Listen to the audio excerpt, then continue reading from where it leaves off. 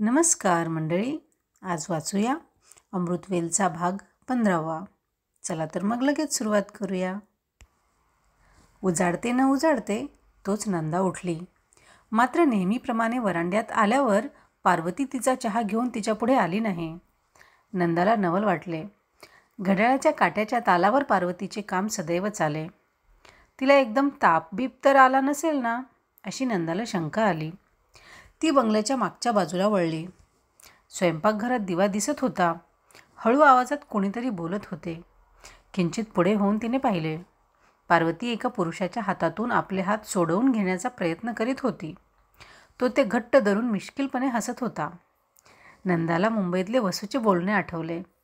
देवदत्ताच्या बोलण्यात आलेला गुप्तहेराचा उल्लेखही तिच्या मनाला स्पर्श करून गेला. हा पार्वतीचा नवरा गंगाराम असावा हे तिने ओळखले. तो देवदत्ताचा ड्रायव्हर होता. काल रात्री तो परत आला असेल. इतक्या दिवसांच्या विरहाचे पारणे फेडण्याकरिता तो पहाटेच तिला भेटायला आला असावा. मेघदूतातले काव्य ही काही यक्षगंधर्वांची मक्तेदारी नाही, हा विचार मनात येताच ती खुदकन हसली. लगेच ती माघारी वळली. ती लायब्ररीकडे गेली तेव्हा चंचल जणू काही तिचे स्वागत करायला दारात उभी होती. नंदाच्या मागून ती हळूहळू आत आली. तिच्या पायात घुटमळू लागली. तिला कसला तरी विलक्षण आनंद झाला आहे आणि तो सांगण्याचा ती प्रयत्न करीत आहे असे नंदाला वाटले. खाली वाकून चंचलचे तोंड दोन्ही हातांनी वर करीत तिने विचारले, कोण होतीस ग तू मागच्या जन्मी माझी, आई की बहीण? जणू काही हे बोलणे आपल्याला समजले असे दाखवीत चंचलने मान डोलावली. मग नंदा तिला म्हणाली, अगं वेडे, तुला इतका कसला आनंद झाला आहे ते कळलंय म्हटलं आम्हाला. देवदत्त आले आहेत, होय ना? रात्री खूप वेळ इथं वाचीत बसले होते ते, खरं ना? अशी नेहमीची जागरणं सोसवतील का त्यांना? तू त्यांची जीवाभावाची मैत्रीण, त्यांना थोडं समजावून सांगायचं की नाही? नंदाचे लक्ष गोल टेबलाकडे गेले. त्याच्यावर नव्या पुस्तकांचा ढीग पडला होता. ती उत्सुकतेने तिकडे गेली. नवी कोरी पुस्तके कौतुकाने चाळू लागली. काव्यापासून तत्त्वज्ञानापर्यंत साऱ्या तऱ्हांची पुस्तके होती त्या राशीत. त्यातल्या एका जाडजूड पुस्तकातून एक कागद बाहेर डोकावत होता. तिचे कुतूहल जागृत झाले. तिने ते पुस्तक उचलले. एका पाश्चात्य पंडिताचे आधुनिक दृष्टिकोनातून महाभारतावर लिहिलेले भाष्य होते ते. त्यातले कागद तिने बाहेर काढून पाहिले. रात्री देवदत्त इथे वाचीत बसले होते तेव्हा त्यांनीच हे लिखाण केले असावे हे उघड होते. ती वाचू लागली. महाभारताचा नायक कोण? कोणी म्हणतात कृष्ण, कोणी म्हणतात अर्जुन. एखाद्या आधुनिक पंडित दुर्योधनाला तो मान देईल, पण मला वाटते त्याचा नायक आहे अश्वत्थामा. तो मनुष्य जातीचा प्रतिनिधी आहे, म्हणूनच तो चिरंजीव झाला आहे. होय, अश्वत्थामा हा या जगात सदैव एकाकीपणाने राहावे लागणाऱ्या मानवाचा प्रतिनिधी आहे. दारुण दुःखाखेरीज, क्रूर वंचनेखेरीज कधीही न संपणाऱ्या आयुष्याच्या मार्गावर त्याला दुसरा कोणी सोबती मिळाला नाही. आई, बाप, मित्र सारे त्याचे अंतर्वैरी झाले. महाभारतात त्याच्या पत्नीचा कुठेही उल्लेख नाही. पण ज्या अभाग्याला आईबापांचेही खरेखुरे प्रेम मिळाले नाही, त्याला देऊन देऊन पत्नी काय देणार? केवळ शरीर सुख. बाळपणीच आईने त्याला फसविले. पिठात पाणी घालून दूध म्हणून तिने ते पाजले. आपल्या नागड्या उघड्या गरिबीवर पांघरून घालण्याकरिता तिने ते केले असेल. पण आयुष्याचे वैरान वाळवंट करणाऱ्या दाहक सत्याकडे तिने त्याला उघड्या डोळ्यांनी पाहू दिले नाही, हे खरे आहे. फार मोठा अपराध होता हा तिचा. नंतर त्याची वंचना केली ती द्रोणाचार्यांनी, प्रत्यक्ष त्याच्या पित्याने. द्रुपदाचा सूड घेण्याकरिता आणि आपला मोठेपणा सिद्ध करण्याकरिता द्रोण हस्तिनापूरला गेला. कौरव पांडवांचा गुरु झाला. अर्जुनासारखा शिष्य आपण घडविला या अहंकारात अश्वत्थामाचा त्याला विसर पडला. निदान धर्मराज म्हणून मिरविणाऱ्या पहिल्या पांडवाने तरी त्याला फसवायला नको होते. सत्यवादी म्हणून रात्रंदिवस त्याच्या नावाचा नवखंडांत डांगोरा पिटला जात होता, पण स्वार्थापायी धर्म आंधळा झाला. अश्वत्थामा मारला गेला. अशा आरोळ्या उठताच द्रोणाने धर्माला विचारले, कोण मारला गेला? माझा मुलगा अश्वत्थामा की हत्ती अश्वत्थामा? धर्माने उत्तर दिले, नरो वा कुंजरो वा. यांतले शेवटचे शब्द ऐकू न जातील इतक्या अस्फुट स्वरात उच्चारण्याची खबरदारी या महात्म्याने घेतली. दुर्योधनानेही त्याला असेच फसविले. युद्धात विजय मिळण्याचा संभव होता तोपर्यंत त्याने अश्वत्थामाच्या हाती युद्धाची सूत्रे दिली नाहीत. मात्र केवळ शेवटच्या निघृण भीषण सुडाकरिता छिन्न छिन्न होऊन धुळीत पडलेल्या त्या राजाने या द्रोणपुत्राला सेनापती पदाचा अभिषेक केला. बिचारा सेना नसलेला सेनानायक झाला. अश्वत्थामाने दुर्योधनाला दिलेले वचन खरे केले.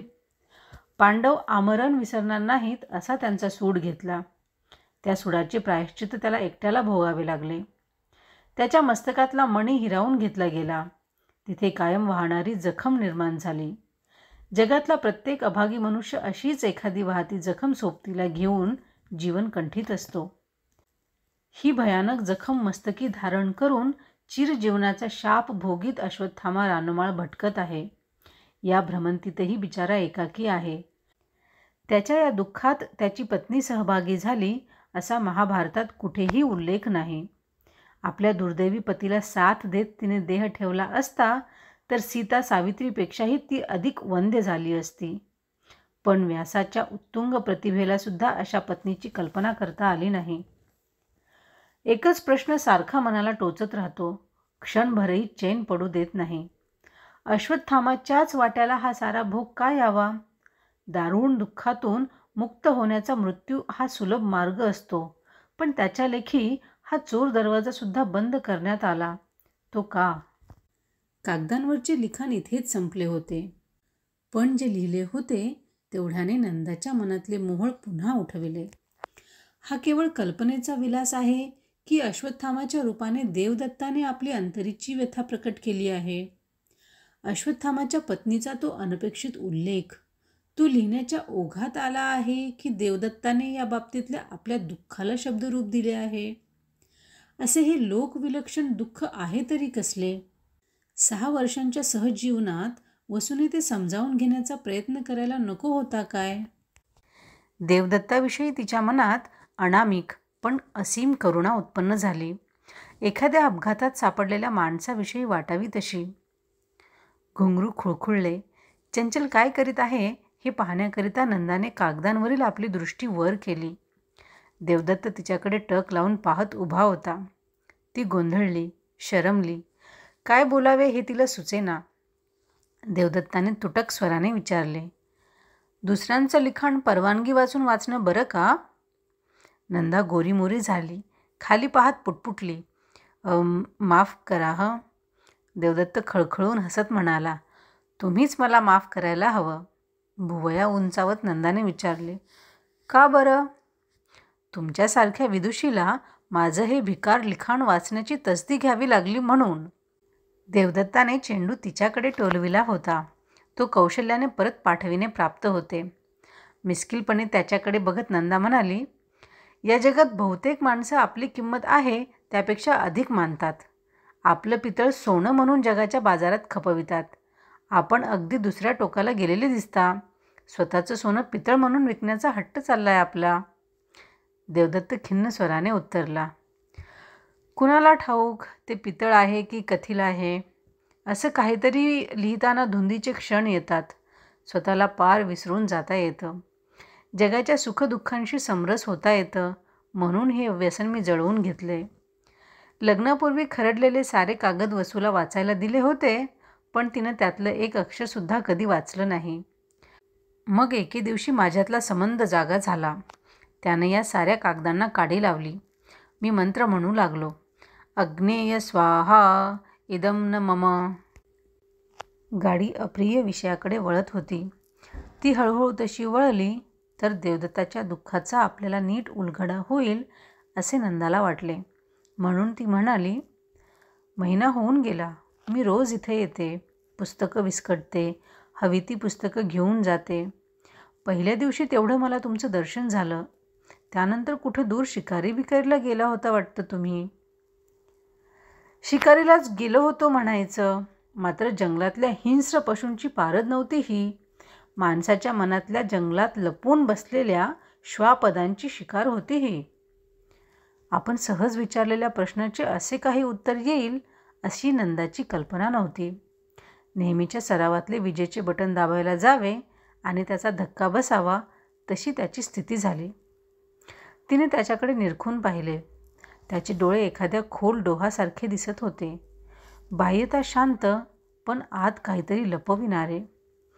काही वेळ दोघेही गप्प बसली, पण 2 पुतळ्यांप्रमाणे समोरासमोर अधिक वेळ मुकेपणाने बसणे मोठे कठीण होते. नंदा उठण्याकरिता चुळबुळ करीत आहे हे देवदत्ताच्या ध्यानी आले असावे. तो आपुलकीच्या स्वरात म्हणाला, काहीतरीच बोलून गेलो मी, अगदी वेड्यासारखं. वेड्यासारखं कसलं म्हणा, वेड्याच आहे मी. वसूनच ठरवले मला वेडा. वेड्याच्या इस्पितळात माझी रवानगी केव्हा करते याची वाट पाहत बसणं एवढंच काम उरले मला आता. देवदत्त हे बोलून गेला, पण टाके घालायला जाता जाता वस्त्र अधिक फाटले आहे याची जाणीव झाली. तारेवरून चालणाऱ्या माणसाच्या चपळाईने त्याने आपले मन सावरले. तो उठला आणि नंदाला म्हणाला, आज 2 कप चहा प्यायला हवा तुम्हाला. मागच्या खेपेचा पाहुणचार राहिलाय, लक्षात आहे ना?